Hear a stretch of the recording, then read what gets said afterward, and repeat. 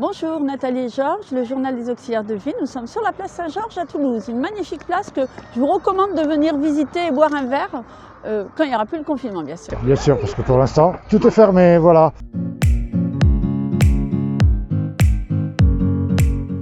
Alors aujourd'hui on enchaîne avec la prime Covid, sachant que 89% des départements sont favorables à verser la prime, c'est excellent. Voilà.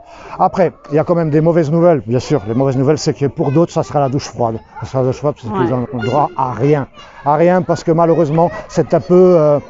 chaque département, verse la prime à sa manière, je dirais. Voilà. Il y a des règles différentes pour chaque département et c'est ce qu'on a. Voilà. Après, sachant que 80 millions ont été débloqués pour ça et l'État attend que les départements puissent doubler la mise par rapport à la prime. Alors c'est ça, c'est qu'en fait, il manque aussi de personnel. Hein. On a vu que c'était la pénurie de recrutement, de plus en plus, dû entre autres aux gestes barrières qu'il faut respecter dans les deux sens. Et du coup, les auxiliaires de vie, elles ont peur aussi d'aller travailler, parce que d'amener le virus aux personnes, ou que les personnes leur amènent le virus, parce que certaines personnes ne veulent pas mettre le masque, ne veulent pas respecter les gestes barrières, dus à des problèmes parfois cognitifs. Donc c'est très dur de leur faire accepter. Donc il manque de plus en plus qu'au début du confinement, d'auxiliaires de vie dans les associations. Et ça, c'est dramatique. Et j'ai lu sur les réseaux sociaux qu'il y a une auxiliaire de vie qui se plaint parce que comme il manque d'auxiliaires de vie, en fait, on prend sur ses congés. Elle ne va pas avoir de congés hebdomadaires. Et elle se demande si c'est normal. Mais bien sûr que non, c'est pas normal. On a le droit à nos congés. Donc moi, je dis à ces filles-là que si elles ne réclament pas ou si elles ne vont pas à l'inspection du travail, il ne faut pas se faire avoir parce qu'il manque des auxiliaires de vie. Dans ce cas-là, il faut changer d'association. Puisque les associations recrutent, puisqu'il manque encore une fois de personnel. Aussi bien dans les EHPAD que dans les associations. Alors ne vous laissez pas faire. Vous avez le droit à vos congés, encore plus qu'avant, je dirais, parce qu'il y a plus de travail, parce que c'est plus compliqué. Pour se déplacer, il faut la fiche, il faut l'autorisation. Enfin, ne vous laissez pas faire. Allez postuler ailleurs si dans votre association, vous n'êtes pas contente en fait. Voilà, alors les bonnes nouvelles maintenant, l'avenant 43, le fameux avenant 43, qui est la réforme du grand âge à l'autonomie. Ouais, on en avait parlé il y a quelque temps de ça. Voilà, alors tout ça, ça a été voté à l'Assemblée, ça va être mis en place, si Dieu le veut, Inch'Allah, ça sera mis en place début 2021. Et c'est quoi exactement? Ça veut dire que l'État va injecter 200 millions par an dans les départements pour que les départements puissent valoriser nos salaires. Voilà, sachant que bien sûr l'État attend que le geste des départements aussi, qui puissent bien sûr doubler la mise, bien sûr pour que tout le monde soit satisfait. Et le résultat de tout ça, ça sera quoi? Ça sera que par exemple un auxiliaire de vie sans ancienneté qui gagne environ 1592 € passera à gagner 300 € de plus. C'est pas mal quand même. C'est pas mal du tout. 300 €, c'est pas 50 €. Hein. Voilà. Et avec 6 ans d'ancienneté, voilà, qui touche 1700 environ, tu passeras à toucher presque 2000 € par mois. Voilà, ça, bien sûr, je parle brut, bien sûr. Ouais. Voilà. Ouais. Il est vraiment temps que ça bouge parce qu'on dit qu'en 2021, il y aura une prestation sur 2 qui sera respectée. En fait, la demande sera acceptée parce qu'il manque d'AVS. Le fait qu'on va revaloriser nos salaires, ça va venir. On a beau dire les filles et les garçons que non, ça ne vient pas, etc. Si ça vient, donc député à l'Assemblée nationale, on va mettre le lien à la fin de cette vidéo. En fait, il a parlé de nous. Vraiment, il a tapé du poing sur la table, il a dit que les femmes, il a dit exactement que le travail était invisible. Le travail invisible et il lutte contre la précarité professionnelle des femmes. Il a parlé entre autres des femmes de ménage à l'Assemblée, ça a commencé comme ça, qu'ils arrivent le matin, tout est propre, tout est machin, les toilettes, et puis après il y a quoi? Elles sont où ces femmes? Alors il est pour le 13e mois, il est pour des primes, et il tape vraiment du poing sur la table et il a parlé aussi de nous, les AVS. Aide ménagère d'abord, AVS, toutes les femmes qui s'occupent aussi des enfants, auxiliaires de puériculture, voilà, les nounous, etc., qui étaient invisibles et qui étaient considérées souvent, peu importe, hein, auxiliaire de vie, aide ménagère, peut-être pas infirmière, mais aide à domicile, nous sommes considérés comme des boniches. Et il a dit, il y en a marre, il est temps que ces femmes soient mises au devant. Et moi, j'ai trouvé ça super, je vais vous mettre le lien, d'accord? Vous regarderez.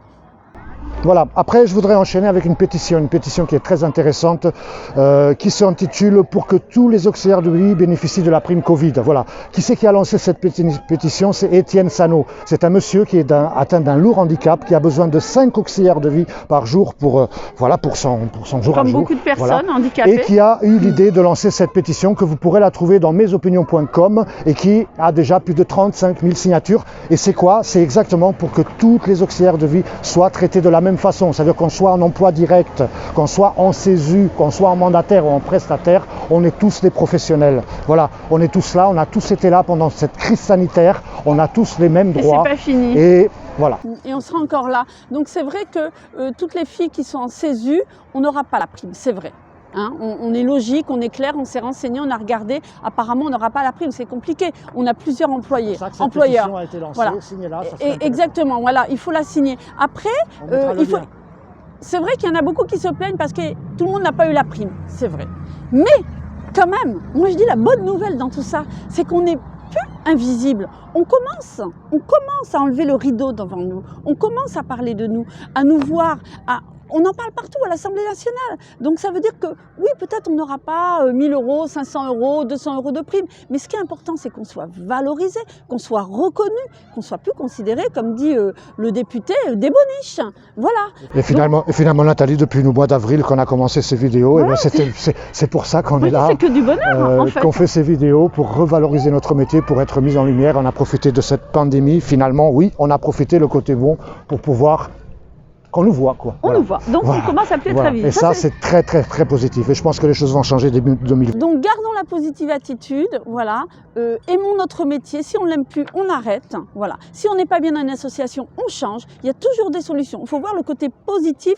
Du négatif, on en sort du positif. Je voulais dire un petit mot avant. Faites attention au gel hydroalcoolique. Voilà, 3 sur 4 ne sont pas conformes. C'est-à-dire que plus de 73%, 35% sont même dangereux, je dirais. Et un gel hydroalcoolique, il faut qu'il ait le minimum 60% d'alcool pour qu'il soit conforme. Voilà. Privilégiez le savon, le lavage des mains, c'est bien plus important que le gel hydroalcoolique qui vous laisse la peau comme un crocodile. Un conseil, savon de Marseille dans un petit sac, dans votre sac à main, dans votre poche. Ça évite d'utiliser du gel hydroalcoolique. Après, c'est sûr que quand vous ne pouvez pas faire autrement, c'est bien le gel hydroalcoolique. Sinon, fabriqué avec certaines huiles essentielles antibactériennes, Ravensara, Tea Tree, etc. On fera une vidéo sur ça, sur les produits naturels à utiliser. Bon, un petit paquet comme ça dans votre poche et voilà, déjà ça c'est mieux. Et donc maintenant, moi je finis sur la touche coiffeur. Hein. Je crois qu'il faut te couper les cheveux et moi peut-être un petit peu des mèches.